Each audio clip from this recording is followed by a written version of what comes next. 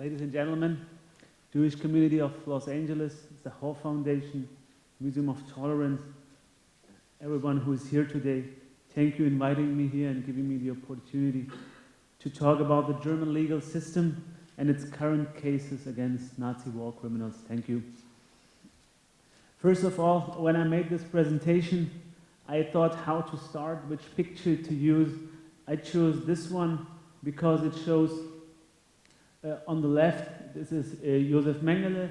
It is one Nazi war criminal who never get caught and never get convicted.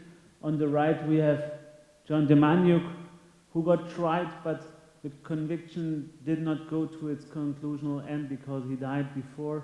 And in the middle we have Oskar Gröning, the accountant of Auschwitz, who finally stood trial, and we got a full conviction of someone for involvement in his role in Auschwitz.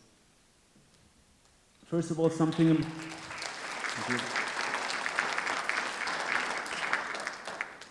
In short, this is our team, our senior attorney, Mr. Andreas Schulz, whom I'm working for, Mr. Markus Goldbach, who is sitting next to me, my friend, and myself.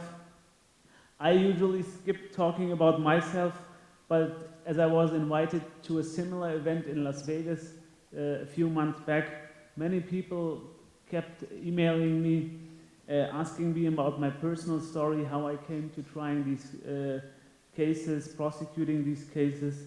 So just a few lines about me. My name is Ali Muhammed. I was brought up in West Berlin, Germany. My parents are from the Indian subcontinent, precisely from Pakistan. And I got almost my full education in Berlin and my bar exams from Berlin and Heidelberg, and worked there for many years as a defense attorney. Through my friend Markus Goldbach, whom I met in a courtroom a few years back, I came to know Mr. Schulz, who is there, and I started talking to him, he started talking to me, asked me something about my work as a defense attorney, and he said I should stop doing these type of cases. I should join cases which are meaningful. I should work for something which is meaningful. Basically, today morning I was writing some notes for the speech, and I told Mr. Goldbach that he almost told me the title of Ben's book, which is that one should live a life that matters.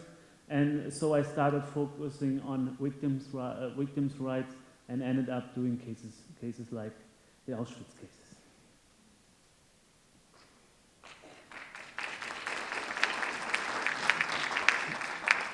So this is just a short excerpt of a few cases I'm dealing with right now.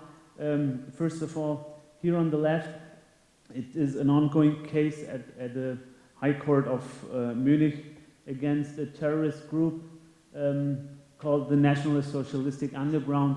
Basically, the aim of this group was building up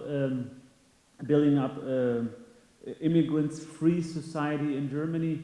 The terrorist group was formed in 1999, and between 2000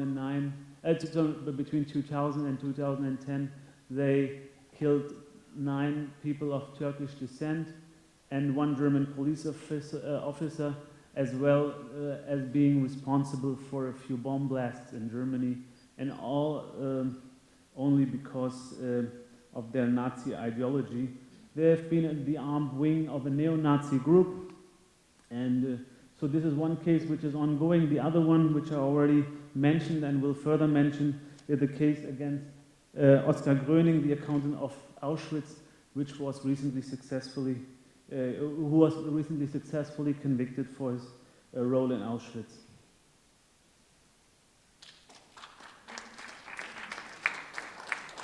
So here are a few short notes about the case against Gröning. It took place at the District Court of Lüneburg. He was charged for complicity of murder than 300,000 times of murder for his involvement in the Hungarian action in 1944. He got 4 years of imprisonment.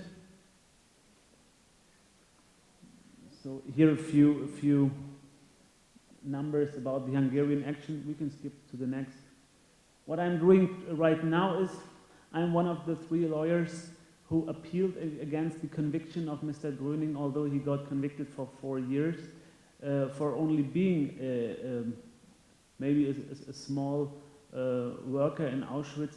But still, we think that his involvement goes further because he was also involved in plundering Jewish assets like gold and money. And for these types of crimes, normally German law wants life imprisonment. And to get this life imprisonment, which we could not successfully get in Lüneburg, we appealed against the verdict which came last month in the German High Court, which is called the Bundesgerichtshof, and awaiting the decision of the High Court sometime at the end of the year.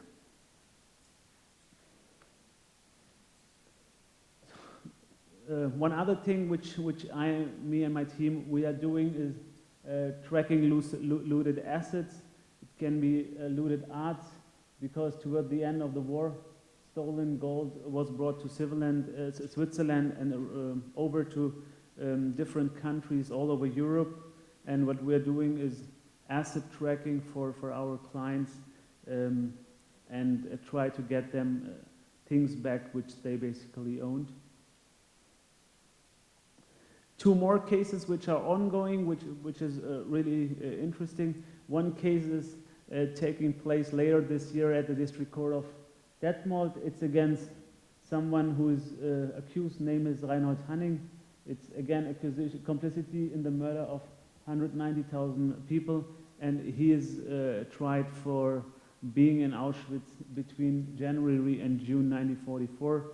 Some similar cases soon to start at Hanau. Hanau is a small city next to Frankfurt, against someone whose name is Ernst Remmel, and in his case is a bit complicated because they can only prove that he was in Auschwitz during the entrance of 3 trains, one from France, one from Berlin, and one from Holland between 1942 and 43. So I'll make my speech short. Gail told me on phone that I should focus on peace in my speech, but basically I'm a lawyer. I can talk better about legal things.